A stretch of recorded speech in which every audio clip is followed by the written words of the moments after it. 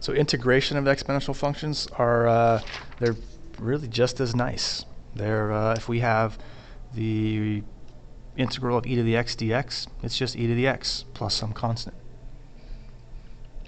Right? And if we have the integration of e to the u du, then it's just e to the u plus c. Right? Once we get our integrands or our integrals themselves in this form, it's very, very simple to integrate them. So it's a really nice thing. Usually the actual work of these problems involves getting it to look like this. Once we get it to look like that, the integration is very simple. It's just e to the u plus c. But making it look like that sometimes takes a little bit of work. The hint here is that we need e to the u. So if we can integrate it this way, it's usually pretty straightforward. Whatever the exponent of e is, we let that be u. And if it doesn't work that way, then we need some other technique to integrate it. So if we're going to use exponential integration, then this is the way it's going to work. So look at a few examples here. I have the integral of e to the 4x dx. I need it to be e to the u du. So that has to be my u. U equals 4x. Now du is 4 dx. So I have this factor of 4 that I need to offset here. So I have the 1/4 as the coefficient. Now I just have e to the u du. I integrate that, I get 1/4 e to the u plus c, and then I substitute u back in. So I have 1/4 e to the 4x plus c. Right? Now again, remember when we're integrating, all we're really trying to do is find an answer whose derivative would be the original integrand. So if you take the derivative of this, you should get e to the 4x.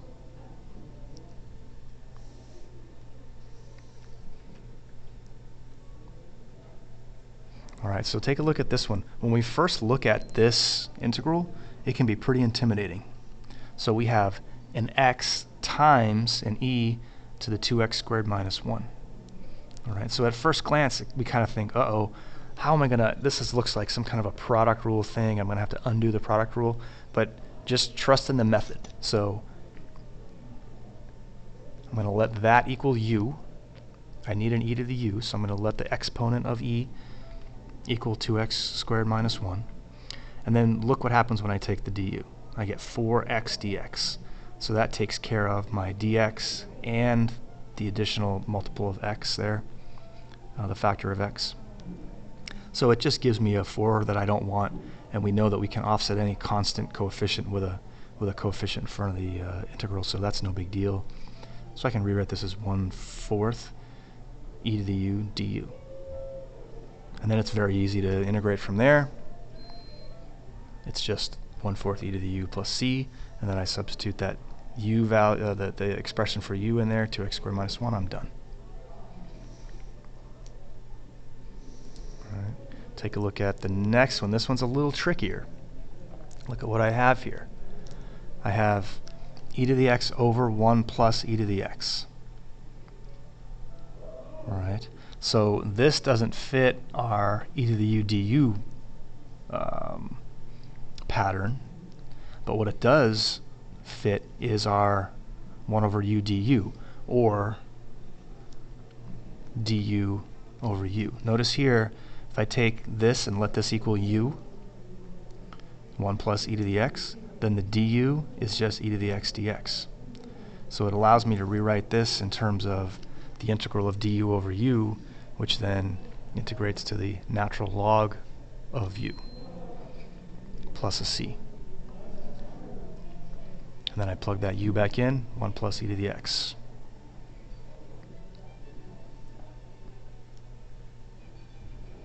Alright, so there we needed to really, the only thing we used the section 5.4 knowledge for was to go from u to du, to take the derivative or the differential of 1 plus e to the x to get the e to the x dx. The integration pattern that we used there was really from, what, 5.1 or 5.2, where we did natural log integration.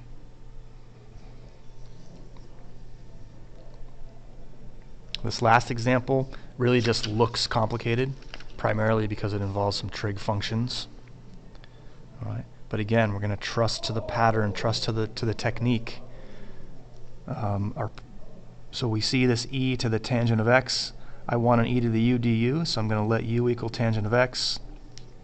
This is a nice clean textbook example, so of course when we take the differential of du, we get secant squared x, and we see, that's very nice. That takes care of our secant squared of x dx, so we can in fact just rewrite this as the integral of e to the u du. We integrate it, we get e to the u plus c. Now we plug that tangent of x back in for u, and we get that as our final answer, e to the tangent of x plus c. Yet again, for all these examples, keep in mind the end result of all this integration is if I take the derivative of my answer, I should end up with